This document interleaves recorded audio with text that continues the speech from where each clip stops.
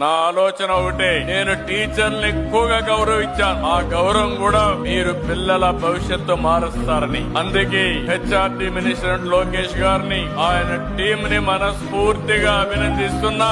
ఎన్ని అడ్డంకులు వచ్చినా ఎక్కడ కూడా ఇబ్బంది లేకుండా నేను పెట్టిన మొదటి సంతకాన్ని 150 రోజుల్లో అమలు చేసే బాధ్యత తీసుకున్నారు. అలాంటి వారిని అభినందిస్తూ, నీ మీద ఒక బాధ్యత ఉందమ్మా. నీ మీదనే కాదు, ఇక్కడ అందరి పైన ఉంది. నాకు ఒక కోరిక ఉంది, మీకు ఒక కోరిక ఉంది. మీ కోరిక ఉద్యోగం, అది తీరింది. నా కోరిక ఈ రాష్ట్రంలో పేదరికం లేని సమాజం రావాలి. అది విద్య వల్లనే సాధ్యం. ఆ బాధ్యత మీది. ఏం తమ్ముళ్ళు సిద్ధమా అని మిమ్మల్ని అడుగుతున్నా. ఏం తమ్ముళ్ళు మీరు?